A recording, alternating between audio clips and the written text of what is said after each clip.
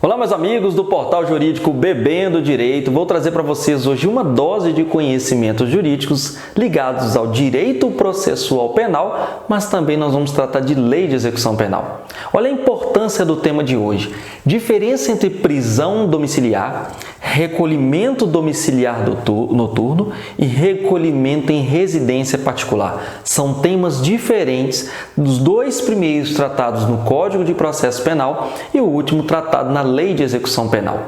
Quando a gente vai falar de prisão domiciliar, nós estamos falando de uma prisão que vai substituir a prisão preventiva.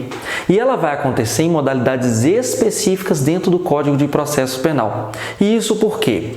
Quando o direito penal trouxe a ideia de prisão domiciliar, trouxe ela também como uma exceção, porque ela vai substituir uma prisão preventiva que poderia ser decretada. Porém, para as pessoas que tenham mais de 80 anos de idade, a pessoa que esteja extremamente debilitada em razão de doença grave, a pessoa que é imprescindível aos cuidados de um menor de 6 anos de idade ou com deficiência, gestante, mas vou colocar uma aspas aqui, daqui a pouco nós vamos ver a questão da gestante, mas também a mulher que é imprescindível aos cuidados do seu filho de até 12 anos de idade e o homem se for o único responsável pelo filho que tem até também 12 anos de idade. Aí há uma possibilidade aí da decretação da prisão domiciliar substituindo essa prisão preventiva.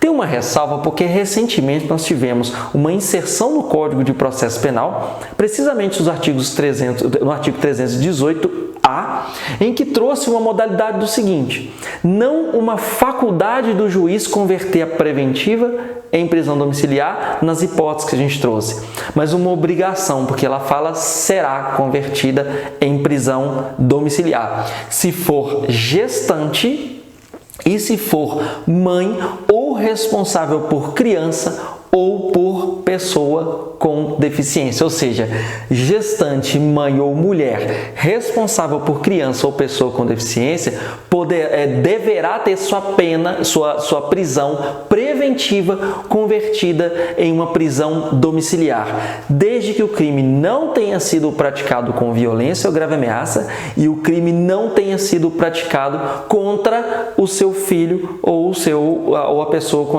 com quem ele é responsável. Bacana? Então há uma especificidade, que no caso de gestante, essa mãe ou mulher responsável por criança ou pessoa com deficiência, lembremos, criança, pelo Estatuto da Criança e Adolescente, é aquela pessoa com até 12 anos incompletos. Bacana? Então nós temos aí uma prisão domiciliar e uma modalidade específica dentro da prisão domiciliar para essas figuras do artigo 318-A. Uma coisa diferente aqui é o que a gente chama de recolhimento domiciliar noturno. Recolhimento domiciliar noturno é o recolhimento quando a gente fala no período noturno e nos dias de folga. Mas como é que vai ser isso aqui? Vejam bem, existem medidas cautelares chamadas de medidas cautelares diversas da prisão. Elas estão no nosso artigo 319 do Código de Processo Penal. As medidas cautelares diversas da prisão, elas são medidas mais leves, vamos dizer, em relação à prisão preventiva.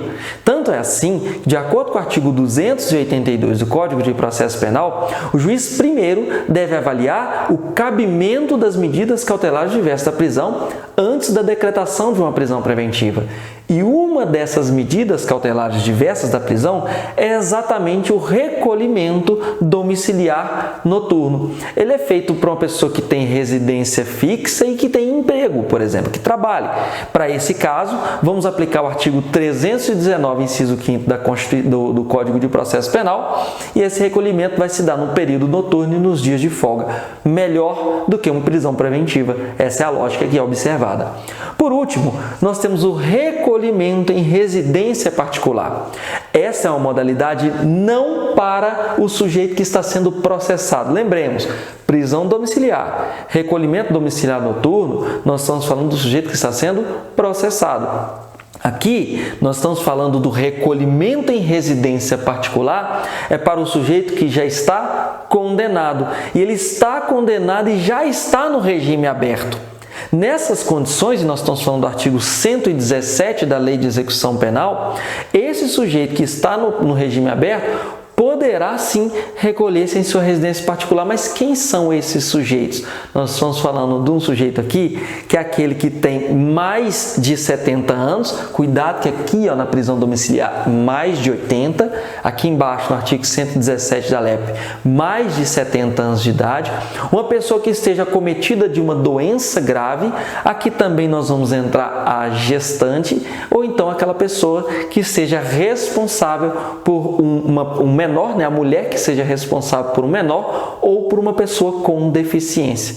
Bacana? Então não vamos nos esquecer que existe prisão domiciliar prevista no Código de Processo Penal, uma prisão domiciliar específica do artigo 318, que está também no Código de Processo Penal, o recolhimento domiciliar noturno, que é uma espécie, ou seja, uma medida cautelar diversa da prisão, e por último o recolhimento domiciliar em residência particular, que é da Lei de Execução Penal cabível a condenados. Bacana? Essa é mais uma dose de direito para vocês. Até a próxima!